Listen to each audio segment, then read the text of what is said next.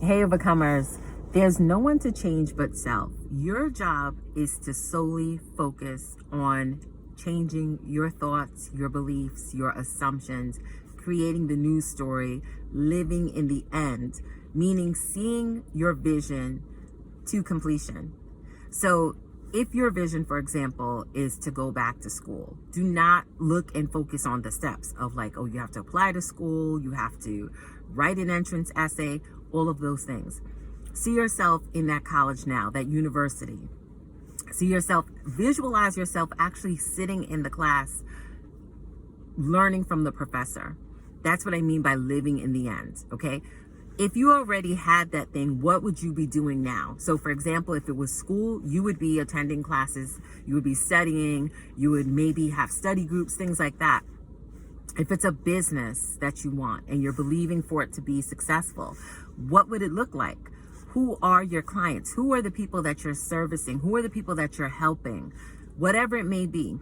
If it's a teacher, see yourself as a teacher now. Like too often when we desire a thing or we're believing for something, we're looking at the steps, we're focusing on the process, and that's where we get caught up, and that's where we halt ourselves. This is where we hinder our own progress because we focus too much on the things like the steps, whereas if we would just focus on the vision, somehow, some way, we will be led, okay, through inspired action. I believe we'll be led by God on what steps to take. And then all of a sudden, one day you wake up and you realize you're walking in your manifestation. You're walking in that thing that you believe. So your only job is to focus on yourself. That's why Neville Goddard says there's no one to change but self. But the way this world is designed, the way this world is created, it makes you believe that in order to change your life, you need to focus on the things that are on the outside. Or maybe it's someone else's fault that you're not where you need to be in life. Or if society would change, or this would change, and that would change, and all of these circumstances, okay? And this is why I tell you, and I'm such a proponent of faith, moving in faith and using your imagination.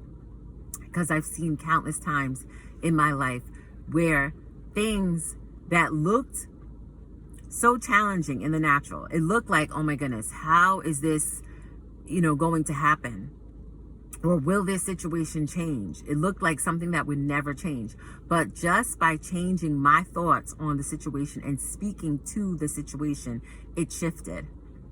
And that's the power we have. We are so powerful. If we would tap into our God-given power, tap into who God truly made you to be.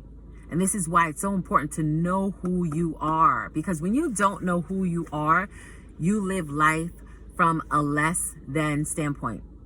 You end up living life more from a victim standpoint rather than the victor that God created you to be.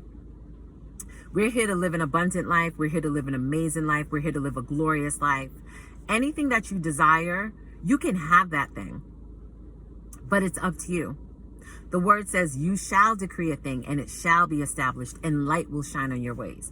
And the word also says, you shall say to the mountain, be thou removed. And if you don't doubt in your heart, you will have that thing that you say. But the key is, I'm telling you, go within. Go within. Everything that you need, God has given you. It's within you already to live a successful and abundant and a glorious and amazing life. There are no limits. But see, if you're more focused on the outside world and what's happening on the outside and, the latest headlines, and for those of us that see, a lot of the stuff is like it's on repeat. It's just flipping the story a different way, but it's on repeat. But if everyone would truly step into their God-given power, things would shift, things would change. The game would be over. You're here to live an amazing life. The word says, for I know the plans I have for you. Plans to prosper you and not harm you. Plans to give you a hope and a future. You're made in the image of God.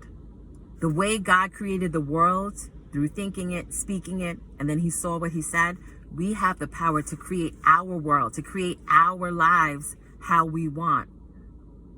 It doesn't matter where you're from, doesn't matter your culture, your background. If you grew up and your parents didn't have money, you struggled, and sometimes people will say, oh, things will always be this way, because they saw things happen in their lives generationally, or the people that they're around, the circle they're around, certain circumstances keep happening.